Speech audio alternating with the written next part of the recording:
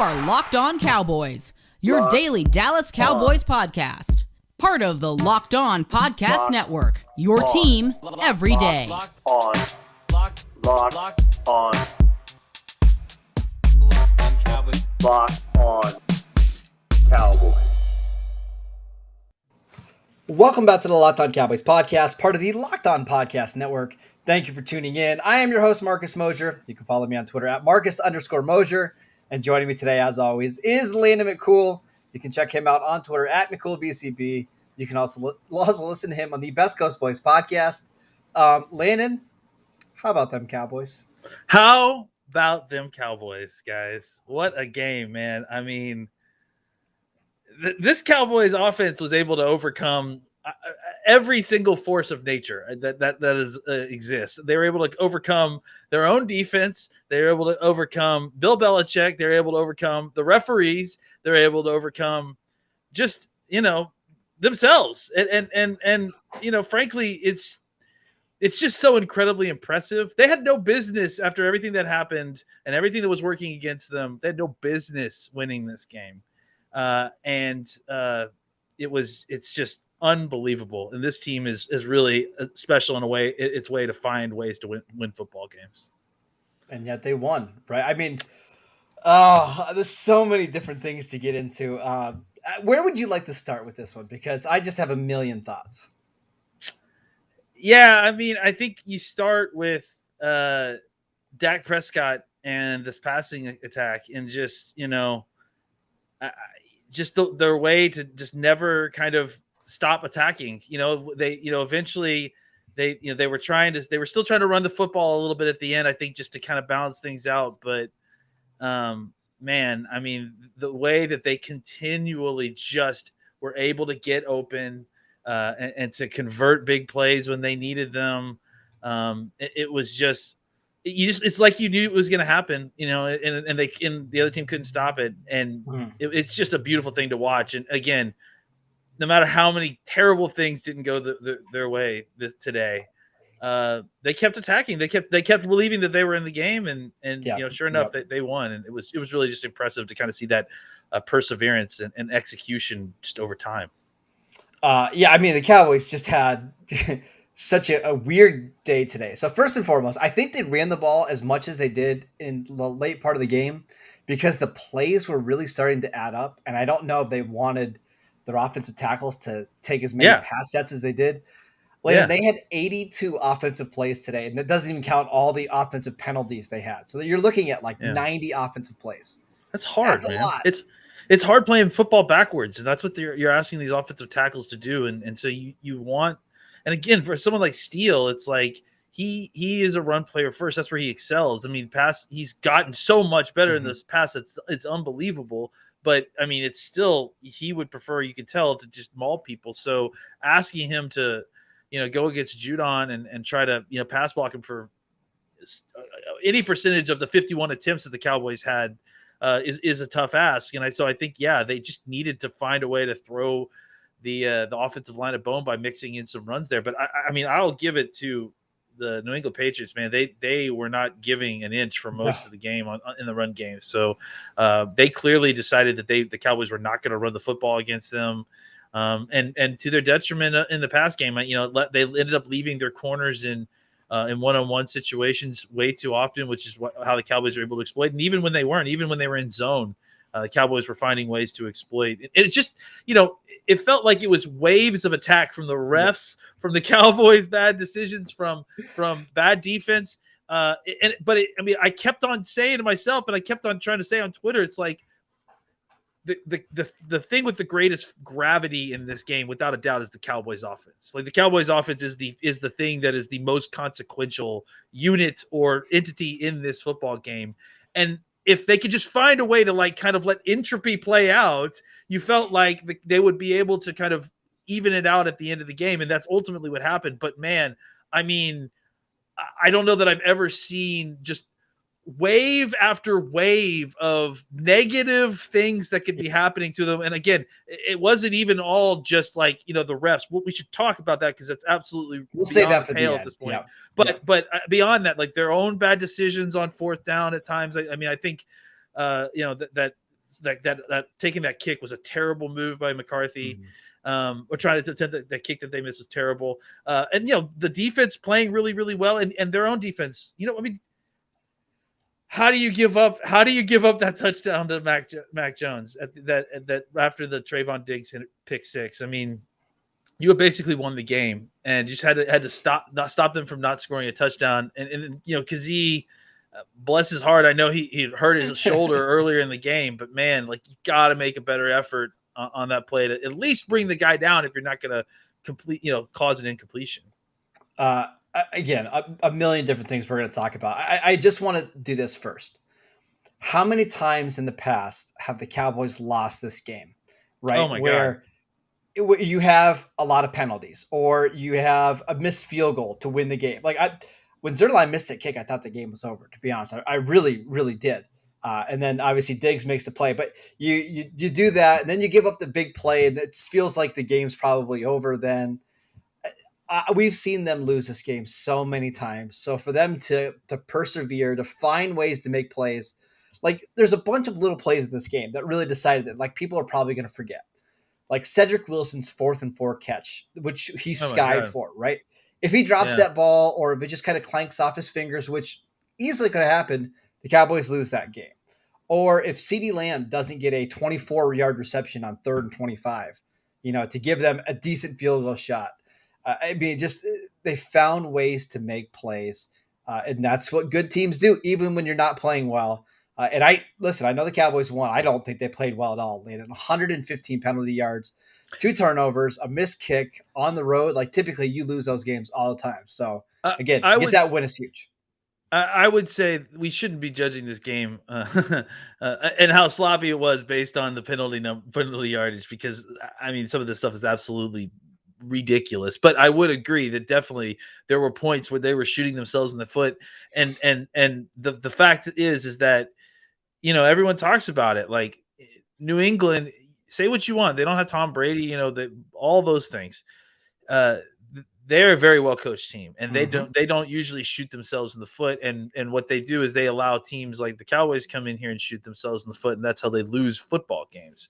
Right. The fact that the Cowboys could come in and do all those things and have all those things go against them, it just shows you the promise of this offense. I think that's the difference between that and previous years. I mean, previous years, that Connor Williams penalty or any one of these number of just kind of ticky-tacky holding call BS calls that that would have set us back, would have kicked us out of that would have put us behind the chains to a point we wouldn't have been able to recover from.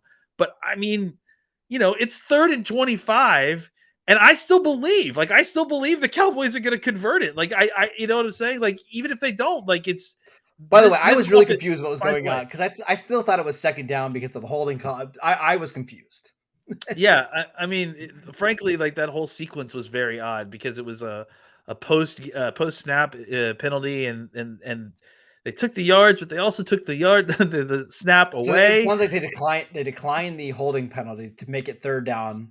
Yeah. 3rd down, then they took on the unnecessary roughness. But man, just weird game. We're gonna get into it all, Landon. But before we do that, I want to tell you guys about DirecTV. That's how I watched the game. That's how I was watching it. Me too. Yeah. DirecTV Stream is fantastic. It brings you live TV and on-demand favorites together like never before, which means you can watch your favorite sports, movies, and shows all in one place. And the best part, there's no annual contract. So stop waiting and get your TV together with DirecTV Stream. You can learn more at directtv.com. That's directtv.com. People were probably having no idea what was going on as I'm randomly tweeting about Max Crosby in the late 4th quarter of the Cowboy game, because I was using DirecTV to watch multiple games today. So shout out to DirecTV. All right, let's talk about the Cowboys offense, Landon. Yeah. I think you would probably agree with me that I thought New England's defense actually played really well in this game. Like, they made life really difficult on Dallas. I mean, everything seemed like it was contested and challenged. Dallas finished the game with 567 yards of offense. Yeah. Yeah. And I mean, that's the thing is that this is not exactly a game plan tape for other teams, because I mean, obviously, like you said, I mean, it's not like they didn't score, 35, well, I guess 28 points, it's like, and like you said, rack up 500 plus yards. I mean, they were able to find a way with their personnel, like they always do, to take away the run, which is what I'm assuming they thought that the most important thing for the Cowboys, and then do at times an admirable job of at least stopping the bleeding in the pass, and then ultimately where they tried to win the game was in the red zone and with the red zone defense. And I mean, like a missed third down call and a turnover after that later. It's like it was a pretty effective game plan, but I just don't know how many other teams are going to be able to really replicate that. And again, it didn't ultimately work. I mean, it took some fluky calls by the refs in the red zone, and then on top of that, still losing the game ultimately in overtime for it to even look good. So I will say though, I think New England is really good in red zone defense. And this is just historically what they do well. So they give up a lot of yards, and they force you to kick field goals or to make contested throws in the red zone. Cowboys were really struggling there today. Like for whatever reason, they got into their own heads, and I think they were just confused on what they were going to do in the red zone, and that's what kept them in this game, right? Like Luke Gifford has a block punt, and the Cowboys get the ball inside New England's red zone, and they come away with 0 points, right? Yeah. They have a chance to at least go up or to tie the game, and they throw an interception trying to target Cedric Wilson, and it's just New England did a good job of making things difficult for the Cowboys, but Cowboys are just too talented, man. Like when they're clicking, the offense is so hard to stop. Dalton Schultz had 2 drops or 2 incompletions that were thrown to him, but only had 1 less reception than he did targets. I mean, that's just the kind of day that the Cowboys are able to have. Like, it's just it's a good point. Did you think about that? Yeah, because he got targeted. He didn't get a target on his his first reception. So, it's just that's sometimes the ball bounces your way, and sometimes you're just so good that even the ball bouncing the Patriots way, if you want to kind of call that sort of stuff overall, that it wasn't enough. It wasn't enough to kind of hold back the Cowboys offense, which eventually kind of reared its ugly head, beautiful head in my mind, at the end of the game. And I think that's ultimately, the tail of the tape. I mean, the Cowboys ultimately ended up the game 3 of 13 on third down. I mean, how do you end up 3 of 13 on third downs and score 28 I didn't realize points? it was that bad. I mean, that's and the way you do it is that you obviously are getting huge chunks on first and second down. So the Cowboys were able to make an offense while not converting very well on third down.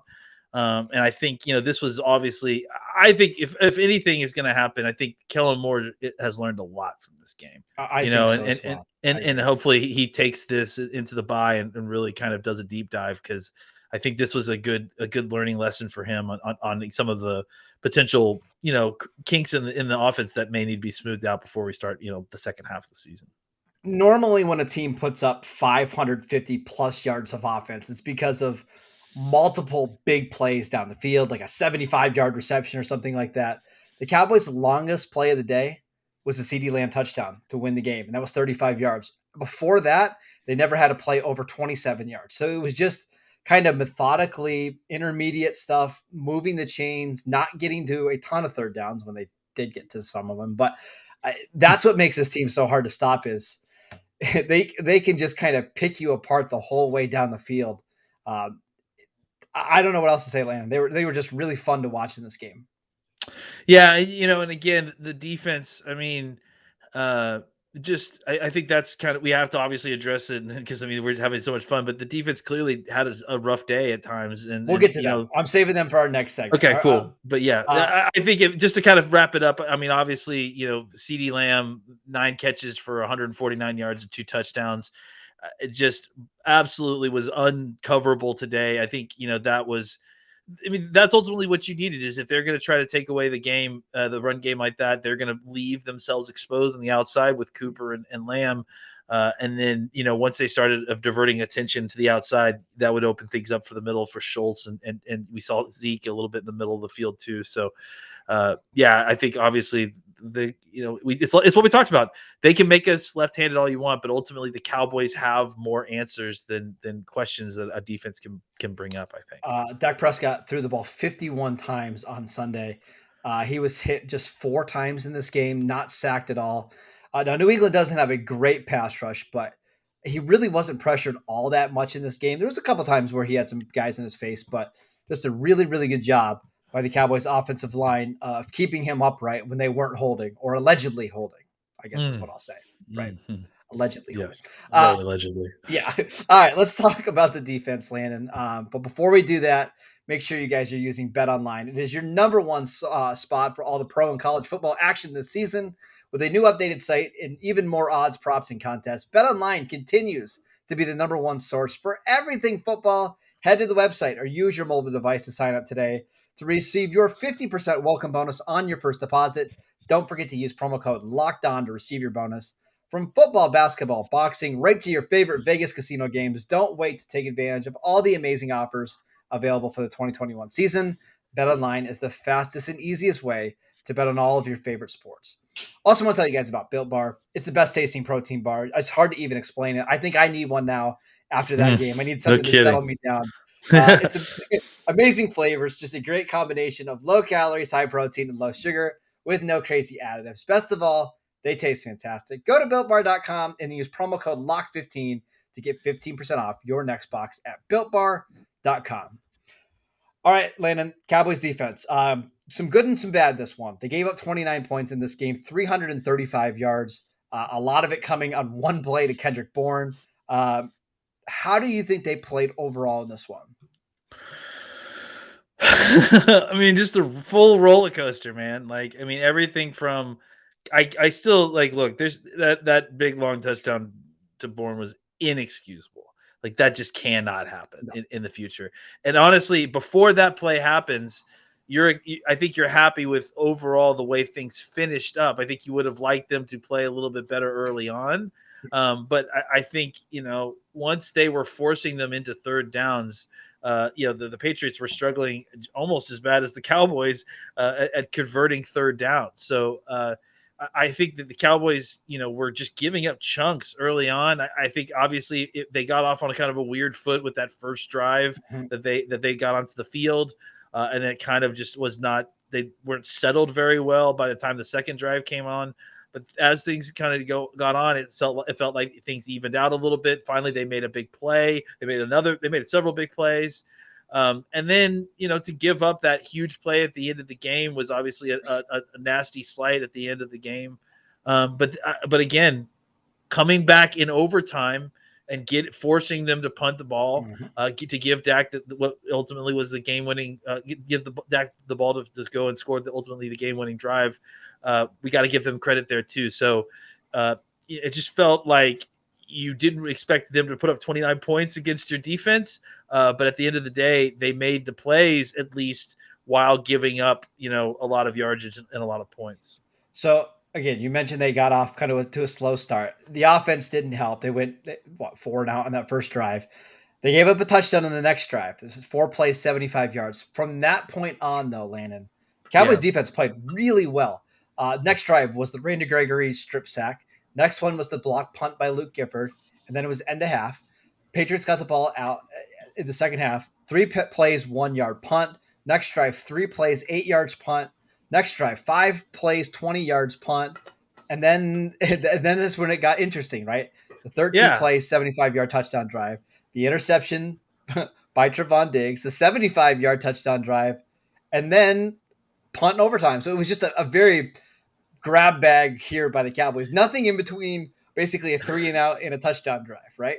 Yeah, I mean, that's the thing is that, it's like at that point when they go the pick six, just by the way the defense had been playing, the previous drives, you felt like the game was over. Like you felt like, that Mac Jones was going to be forced to kind of get out of this comfort zone and throw the ball down the field more than he wanted to. And up to that point, that was a winning strategy for the Cowboys. So ultimately, the big play happened and the Cowboys survived it, but they just can't have those kind of breakdowns at the end of games like that. I just think it's just really that's the kind of thing that'll get your that'll lose games for you. Obviously, letting them have a 75-yard touchdown after you basically just put the game away on the defensive side of the ball on the previous play it's just not good football. I want to talk more about the defense, but we do get some news here about the Cowboys. Dak Prescott, the team announced, has a calf strain, and he's going to be reevaluated on Monday. Hopefully, it's just a calf strain and not anything else. I mean, just initial thoughts. Like, is that something that you're worried about long term? Can he play through a calf strain? What do you think? Yeah, I mean, obviously he did play through a calf strain, I guess he hurt it on the last play, the very last play. Oh, really? Yeah. Wow. So we don't really know. I mean, I guess he's got 2 weeks to get off of it and get some treatment. It's calf strains is a very nondescript kind of injury, so that could be as severe as nothing, or that either way, it could be the thing that we're talking about for the next 2 weeks straight. So yeah, I mean, we'll find out a little bit more, but I'm not initially too worried, just because I think calf strains are something he should be able to play through. Yeah, I mean, it's different for a quarterback than a wide receiver, right? Because like Michael Gallup has missed obviously 5 games now with the calf strain, but he needs it because he's really bursty and stuff. I think my guess is that Dak could probably play through it. Probably at worst is a game or two you miss at worst. But I think, again, I wouldn't panic too much about it. As long as it's not that lower calf one where we get into the Achilles. That's what makes me nervous. But I don't think that's it. Knock on wood. Just knocking. Trevon Diggs. This is the Marcus Peters game in a nutshell, right? Yeah. Right. Like, you make an awesome play that gives the Cowboys a lead when they absolutely needed it. And then on the very next play, get beat down the field for a touchdown. Yeah, but that was Kazee. That was definitely Kazee. He had outside leverage. I mean, that was definitely a Kazee play. But I see. I mean, he was right there, so it's easy to see that for sure. But yeah, I mean, look, I mean, he was up and down. Like it wasn't all great with Diggs, and that's kind of where we are with him. Is that he's gonna make the play when you need it. When it feels like every game, it has been every game. But yeah, I mean, that's he's got to find a way to cut down at least some of the yardage. It can't be so high variance. I mean, we love the interceptions, 7 interceptions, right? But gotta be a little tiny bit more consistent. It's too hard to complain about Trevon Diggs. Let's just say that. It's pretty hard. Yeah. Do you know who the best player on the defense was for the Cowboys? Actually, for the second straight week, Landon? Randy Gregory? Yeah, it was Randy Gregory. I mean, got the Cowboys plays when they absolutely need them. I mean, the strip sack was huge. And actually, that was a huge play for the Cowboys because obviously gave him the ball back. But it was a play that he made directly on the play before that. He drew the holding call on the play that Jacoby Myers got the touchdown. Because otherwise, this game is 21-7. And now you're worried it starts to get away from you. But he finished the game with 2 sacks. He had another tackle for a loss. I thought he was phenomenal. I thought he was so good. What did you think of Randy Gregory? Yeah, I mean, it's showing you exactly why the Cowboys invested all that time in waiting for him, because he's just a freak of nature. I mean, the way that you saw him using the forklift move on I think it was Isaiah Wynn, who immediately got pulled after that, if I'm not mistaken. Yeah, and so I just think he's playing at an extremely high level right now. And he's, obviously in a contract year, and he's seeing those dollar signs shooting up right now in the way he's playing. And I mean, he's making huge plays, and the Cowboys need him. It's been great. I mean, honestly, like, that's just been one of the best parts about this year, is just seeing Randy Gregory kind of fully come into his own, into the player that we always knew he could be. He was phenomenal. I thought he was so good. Landon, I cannot wait to get through the all 22. To get to some notes on this. I think we should have that here in a little bit. We're going to have a lot to talk about. We've got a bye week coming up so we can rest up. We're going to be talking about Dak's calf for the next 2 weeks, so that'll be a lot of fun. Jeez. I hope not. But 5-1 after 6 weeks. I know before the season, I was thinking if the Cowboys could be 3-3 or 4-2 at the best, that's a great shot, or a great job to start the year. 5-1 is pretty nice, don't you think? Yeah, absolutely. I mean, you go into the bye week with, I think, now a 3-game lead in the NFC East. You're at 5-1, so you're clearly in the mix for the first seed, if that's a goal that you want to pursue. So it's all in front of you. You're going to get some reinforcements back hopefully soon. We'll see what the deal is with Dak, but hopefully that's just minor. Even going in, if they had lost this game, it was a non-conference game. It wouldn't have been a huge deal. It just would have left a bad taste going into the bye. But going in on such a huge win, winning a game. I mean, again, let's reiterate the same things we were talking pre-game, right? This is a team they have not beaten in New England since they've had their new stadium. They have not beaten them in the last 25 years or something like that. So it was a good win. It was a solid win, and it makes you feel better about your situation. You get a positive mental attitude going into the bye. You rest up, and you feel like you've got it all in front of you. It's all in front of you to go forward and go all the way to the 1 seed if you continue to play this way. And you do have some young players who are coming back and are going to be in the fold. So lots of good vibes for the Cowboys right now. I mean, just because the record is that way, they've got some people coming back. You like the way that the team's playing, and you feel like the things that they are doing well are going to be correctable. According to 538, Cowboys have a 93% chance to make the playoffs this year, 89% chance to win the division, 11% chance to get a first-round bye. I don't know if you watched some of the other NFC East teams today, Landon. Yeah, I did. But they lost by a combined 54 points.